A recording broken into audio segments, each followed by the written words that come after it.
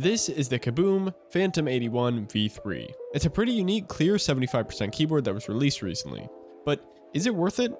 Let's find that out. But before we get into the video, I do want to mention that this keyboard was sent out to me by KiiBOOM, but I'm not being paid, and every opinion given is mine and mine alone. So without further ado, let's get into the unboxing of the Phantom 81 V3.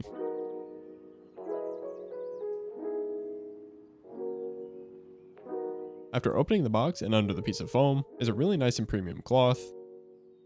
Under that is a manual. And under that is the keyboard itself, wrapped in a nice soft plastic bag. But for now, we're going to set that off to the side. On the right side of the box are a few accessories, with the first being a pretty nice and long USB-C to USB-A cable, as well as the USB dongle connected to it. There's a keycap puller along with a switch puller, a few tiny screws that I'm not actually sure what they're for, a little screwdriver to go along with those screws, and lastly are two extra switches.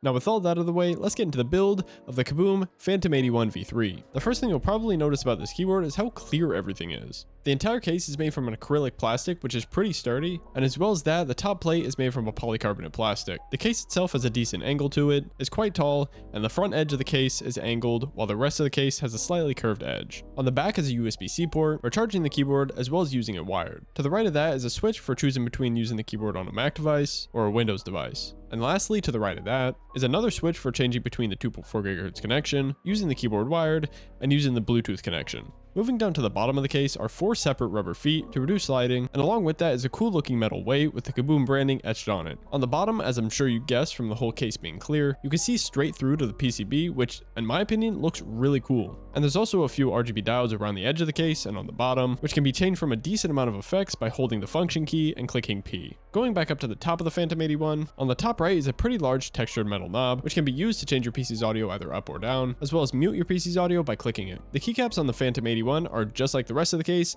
made from a clear acrylic. They feel super smooth with no texture at all, but from my experience using the keyboard, if you have any bit of moisture on your fingers will kind of stick to the keycaps, which I am not used to. But if you have super dry skin, unlike me, then you won't have to worry about this. When it comes to switches, the Phantom 81 V3 comes with KiiBOOM's own crystal switch. They're obviously, as you could probably tell from the name, clear, just like the rest of the keyboard, and are pre-lubed from the factory as well. They feel super smooth when gaming or when generally typing, and since they're clear, they let the south-facing RGB diodes below them shine through very well. Speaking of the RGB, they look stunning, get extremely bright, and just like the RGBs on the bottom of the board, can be changed to any color you like, as well as being able to choose between a decent amount of preset lighting effects. You can also change the brightness of the RGBs by holding the function key and clicking either the up or down arrow. And if you'd like, you can just completely turn off all the RGBs by holding the function key and clicking page up. The PCB in the Phantom 81 V3 is also hot swappable for 3 and 5 pin switches, meaning you could just pop out the crystal switches that come with the keyboard and put any other switch that you'd possibly want in it. But even if you don't plan on doing that, this also just allows you to replace faulty switches if that comes up. The stabilizers in the Phantom 81 are, surprise, clear as well. They're pre-lubed and feel extremely smooth with no scraping, ticking, or scratching at all. They're plate mounted, which means they can really easily be taken out and modded or just completely replaced if you want to. They also sound great, which actually I haven't shown you yet. Here's a quick sound test of the Phantom 81.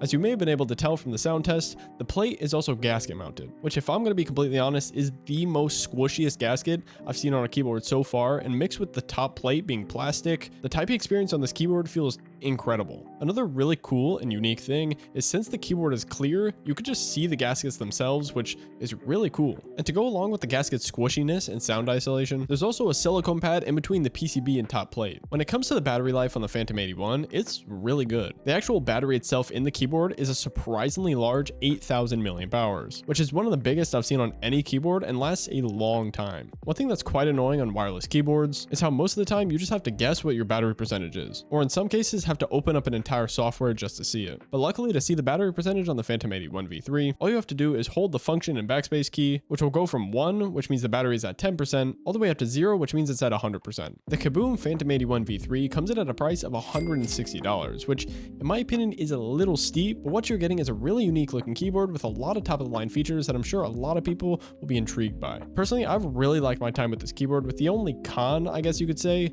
being the texture or lack thereof of the keycaps. But even then, I could definitely get used to that. So with all that being said, I appreciate you being here. I hope you got something out of this video, and I hope to see you in the next video.